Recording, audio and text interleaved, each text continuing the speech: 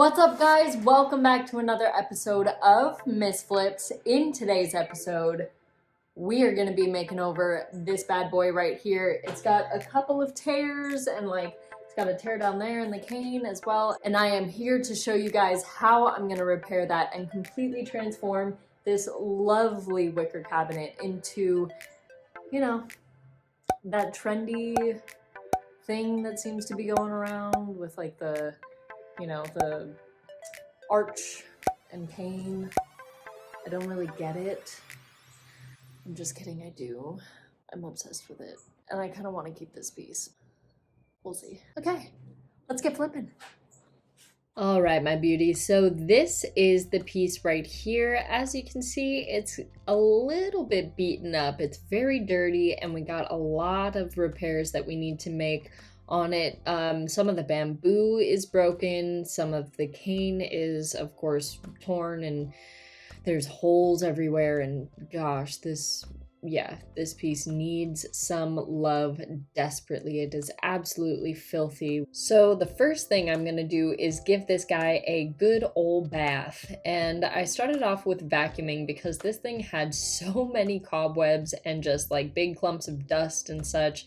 So I just went ahead and vacuumed up all the spiders so that my cloth didn't have to compete with any of those things. And I'm just using a vinegar and water solution. I prefer to use vinegar and water for cleaning just because it is eco-friendly. So that's the only reason. But yeah, I'm just wiping everything down, making sure to get all that grime and gunk off. I am going to be painting this piece, so I do want the paint to adhere straight on to the wood instead of, any dust or grime that was on there previously. And now that everything's all clean, remember this bad injury right here that this piece sustained? Well, unfortunately, I forgot to show myself actually repairing it. And it's not that I forgot to show it, I just forgot to press record. So there's that.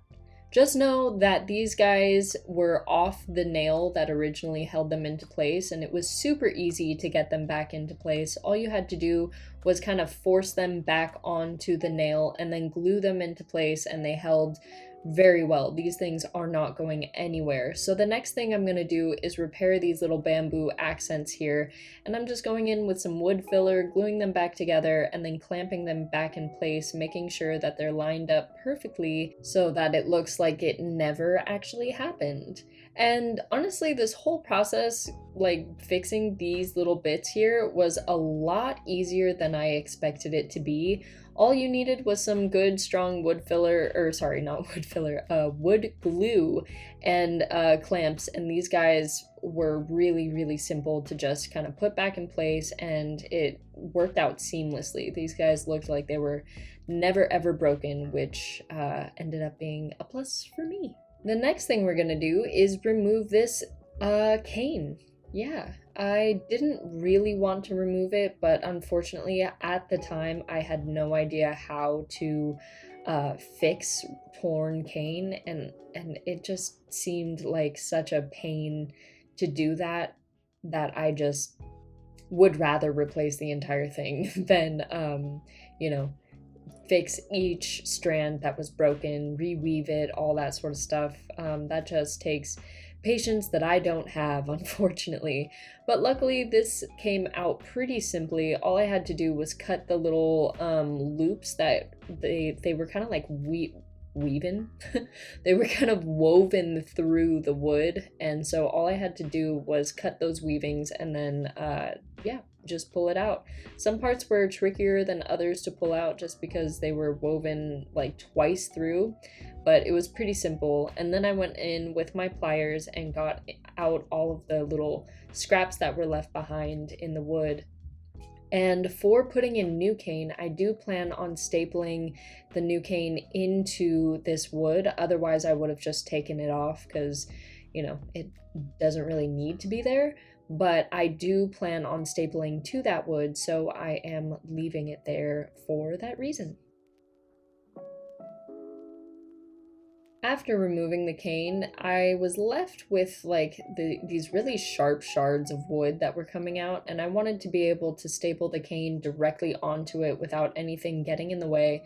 So I went in with this little guy right here and just scraped off all of those really sharp edges and made sure that the wood was as flat as possible so I would have a nice clean surface to put the cane onto.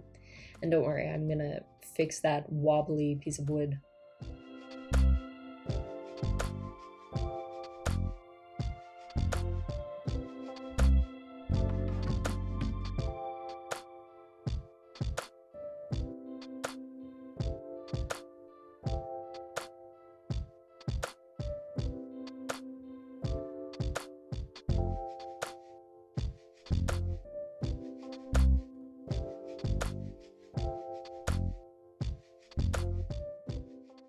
With all the essential repairs done and the cane out of the way, it is time to paint. I am using Melange's all-in-one paint in the color Jet Black, and the reason why I'm using their paint is simply because it's an all-in-one paint. I didn't want to have to paint this thing twice because it seemed like an absolute pain in the ass to paint in general.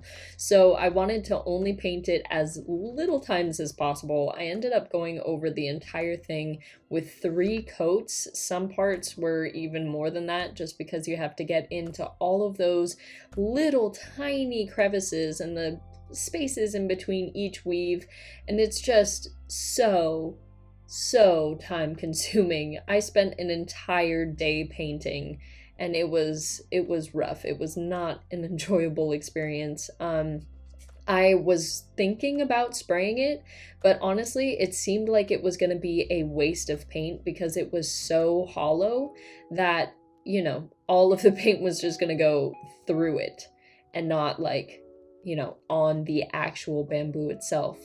But meanwhile, there's this little guy that I found halfway through painting that I needed to glue on, so I'm just going in with some wood glue and clamping it into place, and yeah, it ended up looking pretty flawless afterwards. But yeah, highly recommend using a combination of brushes and rollers for this. Rollers help get the majority of the large spaces on the bamboo, and unfortunately I found this out like very much later into this process, or else I would have done it for the majority of the time. But yeah, the paintbrush did its job. It was just, like I said, very time consuming. So yeah, have patience and make sure you're listening to a podcast or something, or meditating, stewing in your thoughts, you know, the usual stuff.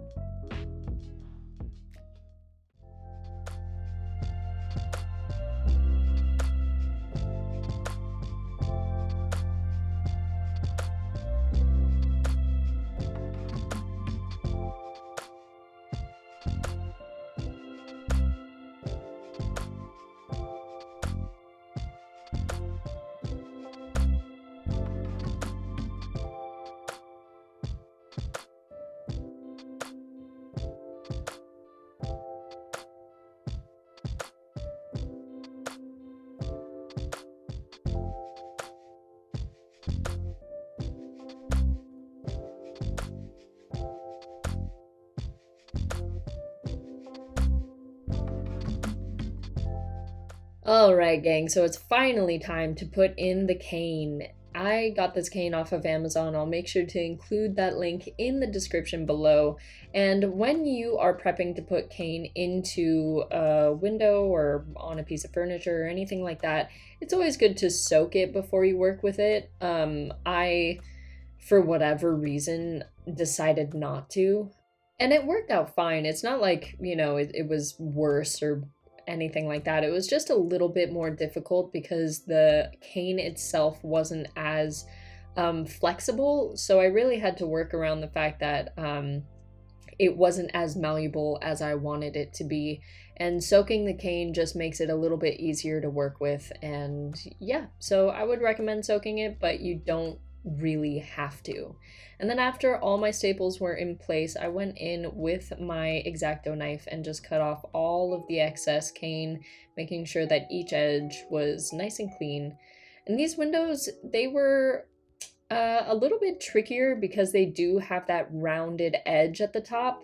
You kind of just gotta figure it out. It's hard to make these things straight when it comes to putting the cane in. Like getting the cane really straight on these windows was tricky, at least for me. If you guys have any tips for doing, you know, curved arched windows with cane, please let me know. I would love to hear your thoughts on that. Before I show you guys the finished product though, I just want to say thank you so much for watching this video. I hope that you guys learned something and enjoyed watching this process. I don't get to work with cane very much really, so when I do, it's always a pleasure. I love how it comes out and I love the look of it, so I definitely had a great time doing this, and I hope that you guys liked it as well. So if you are so inclined, make sure to like and subscribe and do all those things so that we can be a happy flippin' family. And yeah, stay flippin', guys.